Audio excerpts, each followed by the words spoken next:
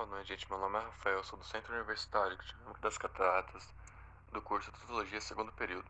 Meu grupo de hoje é composto pelos membros Fátima Rim, Juan Mahamed e Rafael, coordenado pela professora doutora Ana Valéria, que dá a matéria de Odonto Social e Preventiva 2.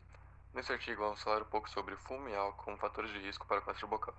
Os autores deste artigo são Gideon Lima, Valéria Souza, Maria Conceição e Márcio Campos. Eu vou começar dando uma leve introdução sobre o câncer. O câncer é uma novidade mais 100 doenças que tem em comum a característica de crescimento desordenado de células que podem invadir tecido e órgãos e se espalhar para o resto do corpo. Nesse artigo, a gente fala principalmente sobre câncer bucal, visto que ele é o sexto tipo de câncer mais comum em todo o mundo, sem contar que o OMS considera essa doença a forma mais comum de neoplasia de cabeça e pescoço. Neoplasia é uma massa de tecido anormal que surge em diferentes partes do corpo, nesse caso na boca. Apesar de ter diversos fatores que podem levar alguém a adquirir o câncer, os principais são fumo e etilismo. O etilismo trata sobre o consumo excessivo de bebidas alcoólicas.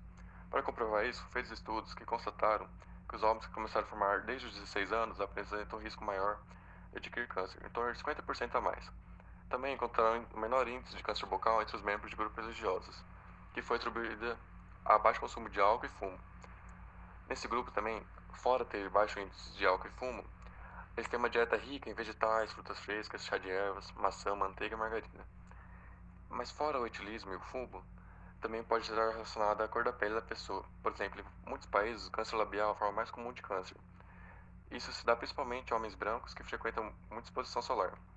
E o objetivo desse trabalho em si é apresentar dados acerca de hábitos pessoais e sua relação com o desenvolvimento de câncer de boca e orifagite em pacientes oncológicos atendidos principalmente no Centro de Referência de Lesões Bucais da Universidade Estadual de Feira Santana, no período de fevereiro a setembro de 2005. Métodos: foi realizada uma revisão de prontuários dos pacientes atendidos no CRLB no período de fevereiro a setembro de 2005. Foram selecionados os pertencentes aos pacientes que foram ou seriam submetidos ao tratamento do câncer de boca ou de orofaringe, somando um total de 21 pacientes acompanhados com o histórico da doença durante esse período. Foram incluídos nos estudos apenas os pacientes encaminhados dos centros de tratamento oncológico e que já estavam sendo submetidos ao tratamento e os casos com confirmação histológica e que iniciaram um tratamento odontológico prévio à terapia antineoplásica. Os prontuários foram revisados por um único examinador que coletou informações a respeito de idade, sexo, ocupação e hábitos de alcoolismo e etilismo. Esses dados foram anotados. Resultado: dentre os 21 pacientes estudados, 9 eram do sexo feminino e 12 eram do sexo masculino. A idade entre as mulheres variou de 21 a 77 anos, sendo que a idade média era de 50 anos, enquanto que para os homens a idade variou entre 44 e 78, sendo a idade média 62 anos. Foi observado na amostra em que estudo que 16 possuíam experiência precedente com tabaco e 13 possuíam experiência precedente com álcool. Dentre as mulheres, 6 admitiram o uso do tabaco e 4 o uso do álcool. Dentre os homens, 10 admitiram experiência com tabaco e 9 admitiram experiência com álcool. Foi observado, contudo, que dentre os que admitiram possuir os hábitos de álcool, todos informaram tê-lo abandonados, como vemos na tabela 1. Com relação ao tabagismo, 10 informaram ter abandonado o hábito há menos de 10 anos, 5 há mais de 10 anos e um não soube informar. Quanto ao alcoolismo, 8 relataram ter abandonado o hábito há menos de 10 anos, 3 relataram ter abandonado há mais de 10 anos e 2 não souberam informar, como observamos na tabela 2. O tabagismo associado ao etilismo foi relatado por 4 das mulheres. Apenas o tabagismo foi relatado por 2 das mulheres. E nenhuma relatou o etilismo de forma isolada. E 3 não apresentavam associação nenhuma desses hábitos. Dentre os homens, a associação entre álcool e fumo foi observada em 8. Apenas o etilismo foi observado em 1 e apenas o tabagismo foi observado em 2.